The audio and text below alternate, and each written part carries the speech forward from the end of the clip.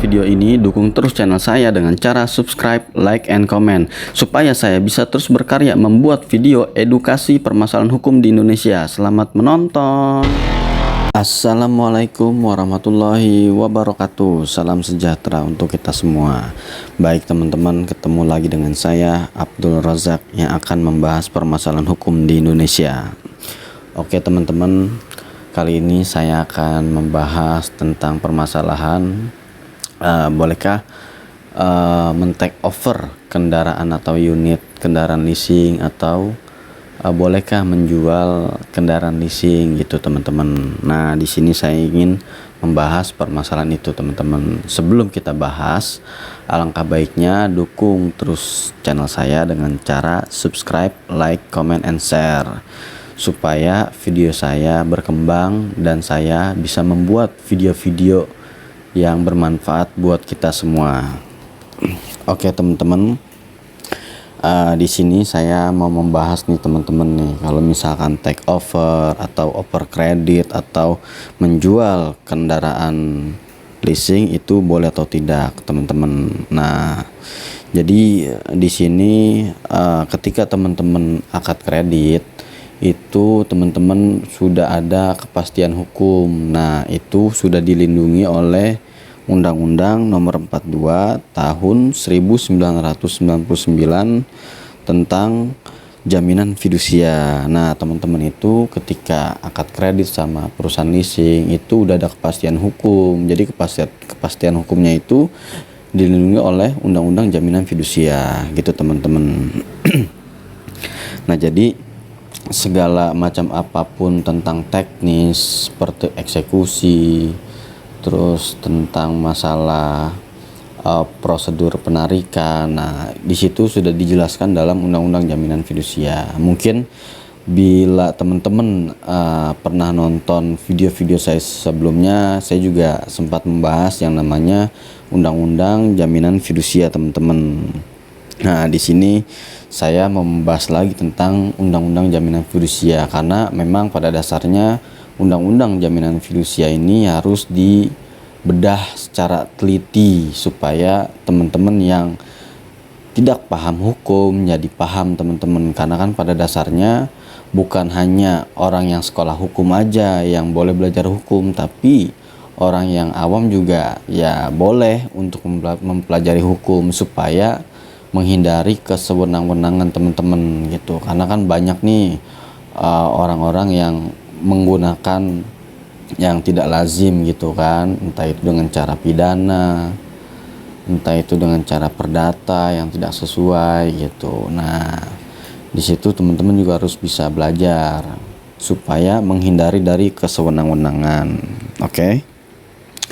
Nah, oke teman-teman, di sini saya akan membahas masalah fidusia. Nah, jadi fidusia itu kan teman-teman itu kan udah dilindungi nih ya kan.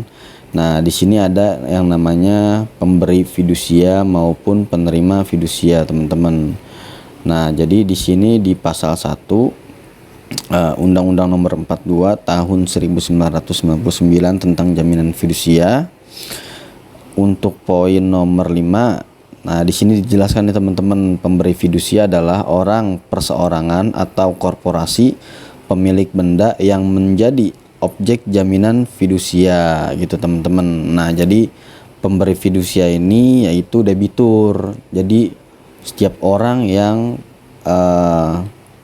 kredit kendaraan oleh leasing gitu teman-teman, itu disebut pemberi fidusia.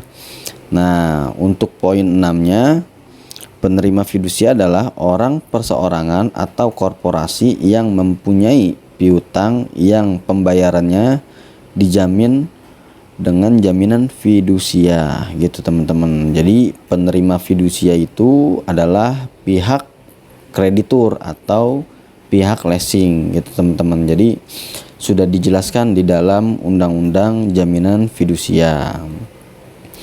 Jadi penerima fidusia itu leasing teman-teman. Oke, baik.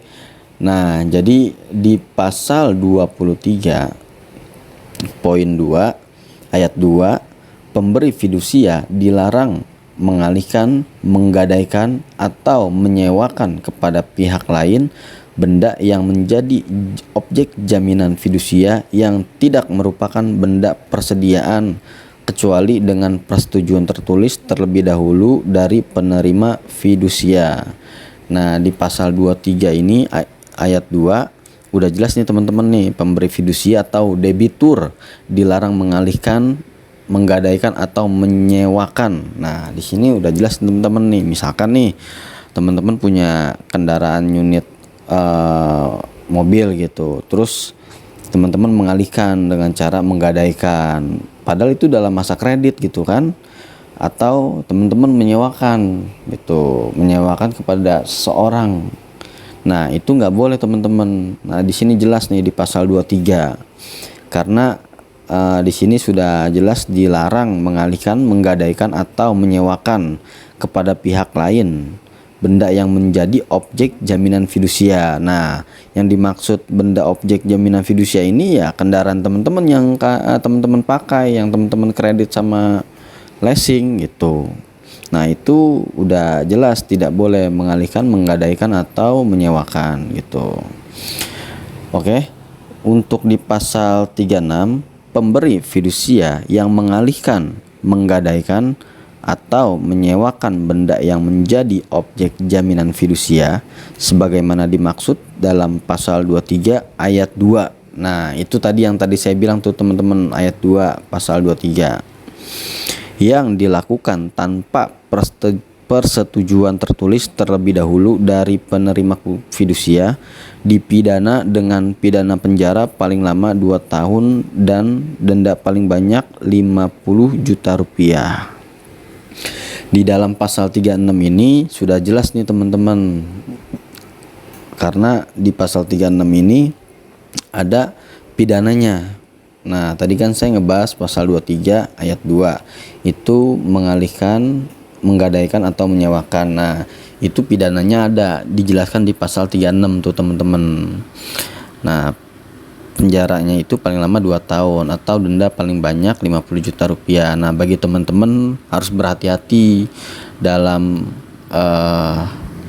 kredit pada leasing teman-teman. Itu jika masih kredit kendaraannya roda 2 maupun roda 4 itu tidak boleh sembarangan menggadaikan, menyewakan gitu teman-teman, atau mengalihkan gitu tanpa persetujuan tertulis gitu teman-teman dari penerima fidusia atau leasing gitu. Misalkan nih teman-teman mau oper kredit gitu sama temen, sama saudara atau sama teman kalian gitu kan. Nah, itu tanpa ada persetujuan tertulis dari leasing itu nggak boleh teman-teman gitu. Itu melanggarnya di pasal 36 itu udah jelas. Nah, di situ ada pidananya penjara paling lama 2 tahun dan denda paling banyak 50 juta rupiah teman-teman. Nah, jadi undang-undang jaminan fidusia ini memang sudah diterbitkan tahun 1999 teman-teman. Nah, di dalam pasal 41 ini undang-undang ini mulai berlaku pada tanggal diundangkan. Nah, untuk diundangkannya ini pada tanggal 30 September tahun 1999. Nah, ditandatangani oleh Presiden Yusuf Habibie, Baharudin Yusuf Habibie teman-teman. Pada saat itu di tahun 1999 presidennya itu yaitu Baharudin Yusuf Habibie. Jadi beliau yang menandatangani undang-undang jaminan fidusia teman-teman. Oke. Nah, kalau misalnya teman-teman ada pertanyaan atau keluhan silakan komen di kolom komentar. Insya Allah selagi saya bisa jawab akan saya jawab teman-teman. Oke. Dan jangan lupa dukung terus channel saya dengan cara subscribe, like, comment, and share teman-teman supaya channel saya berkembang dan saya bisa membuat video-video permasalahan hukum di Indonesia yang berikutnya teman-teman. Oke. Mungkin itu saja yang bisa saya sampaikan. Kurang lebihnya mohon maaf. Assalamualaikum warahmatullahi wabarakatuh. Salam sejahtera. NKRI harga mati merdeka. merdeka, merdeka.